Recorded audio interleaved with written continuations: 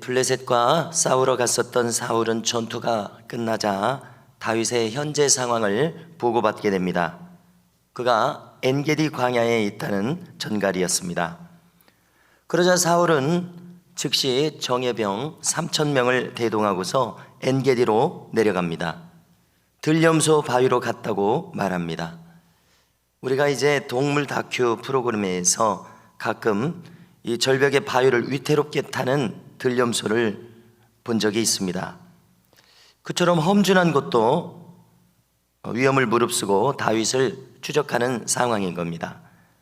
자, 어떤 곳에 이르렀을 때에 동굴이 있었고 사울은 때마침 큰일을 치르기 위해서 홀로 동굴로 들어갔습니다. 자, 그런데 공교롭게도 다윗과 일행은 그 동굴에 더 깊은 곳에 숨어 있었습니다.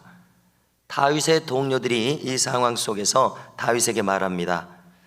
드디어 하나님께서 사울을 손에 넘기신 날이 이날이라고 이야기하는 겁니다. 그러자 다윗은 무슨 생각인지 홀로 일어서서 사울을 사로잡거나 베는 것이 아니라 그의 겉옷자락만 몰래 베어냅니다. 그러자 오늘 말씀 5절에 보니까 다윗은 즉시 마음에 찔림을 받았다고 말합니다. 여호와의 기름 부음 받은 왕을 내 손으로 치는 것은 하나님께서 금하시는 일이라고 자기 사람들에게 말합니다. 그리고 이제 아무도 사울을 건드려서는 안 된다고 명령을 합니다. 그러자 시간이 지나서 어느새 사울은 볼일을 마치고 동굴 밖으로 빠져나가게 됩니다. 다윗도 즉시 사울을 따라서 동굴 밖으로 나왔습니다. 아마 어느 정도 거리가 벌어졌을 때 사울 뒤에서 다윗이 외칩니다. 8절에 보니까 내 주 왕이여 하고 이렇게 부릅니다. 그러자 사울이 뒤를 돌아봤습니다. 그러자 다윗이 땅에 엎드려서 절을 합니다. 그리고 이제 말하기 시작합니다. 제가 왕을 해치려 한다는 사람들의 말을 어찌 생각하시느냐 이렇게 묻습니다.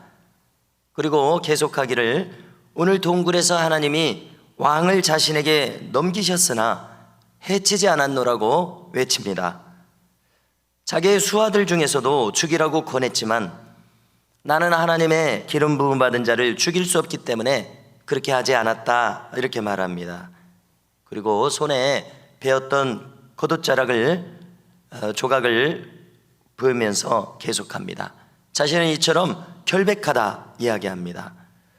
왕은 계속해서 자기를 추격했지만은 자기는 아무런 죄도 없다는 것을 이렇게 증명하고 있는 것입니다.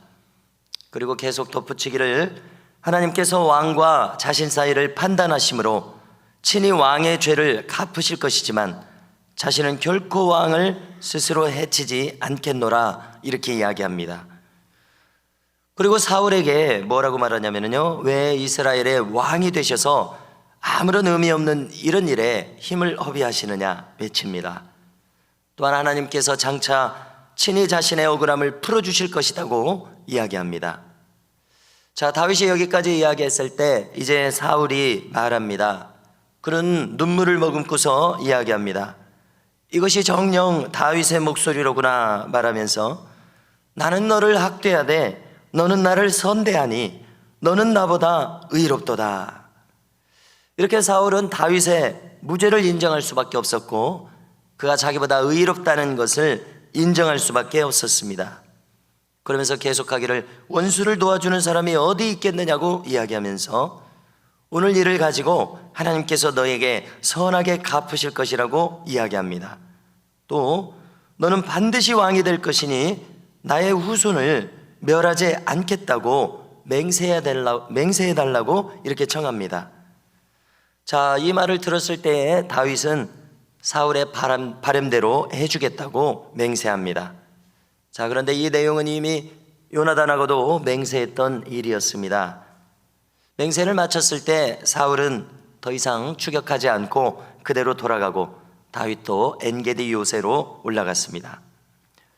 사울의 정신은 지금 온전치 못했었습니다. 그런데 이 자신에게 복수하지 않는 다윗의 모습을 보았을 때, 하나님을 두려워하여 자기를 해치지 않는 이 다윗의 모습을 보았을 때 큰 감동을 받습니다. 눈물을 흘리면서 감동을 했습니다. 그러나 그렇다고 해도 그가 정신이 온전히 돌아온 것은 아직 아니었습니다. 여전히 그는 혼란한 가운데 있었습니다. 이름하여 양신 역사 속에 있었습니다. 성령의 역사 가운데도 있었는가 하면 악령의 역사 가운데도 있었습니다. 이처럼 그의 정신은 혼탁했습니다. 그러면서도 더욱 악령에게 기울어져 있었던 사람이었습니다. 그리고 거기에서 더 이상 돌이킬 수 없을 정도로 악에게 자기를 너무 많이 허용했습니다. 자, 이처럼 우리가 무엇을 생각하고 선택하느냐, 사울을 돌아볼 때요, 바로 이 무엇을 선택하느냐, 무엇을 생각하느냐가 우리의 사활을 좌우하는 문제임을 알 수 있습니다. 반면 다윗은 그의 마음과 생각이 어떻게 흘러갔습니까? 그는 하나님을 경외하기 때문에 사울을 도무지 해칠 수가 없었습니다. 왜냐하면 그에게 주어져 있는 이 하나님의 권위를 무시할 수가 없었기 때문이었습니다. 이처럼 다윗은 매번 위기의 순간에 하나님의 마음에 합한 자인 것이 증명됩니다. 이처럼 다윗을 돌아볼 때에 우리가 하나님께서 인정하시는 사람이 되는 것이 참으로 사활적으로 중요하다는 것을 깨닫게 됩니다. 그러므로 우리 모두의 언행심사가 하나님 보시기에 합당한 사람이 될 수 있도록 우리가 이 길을 추구할 수 있기를 주님의 이름으로 간절히 소망합니다.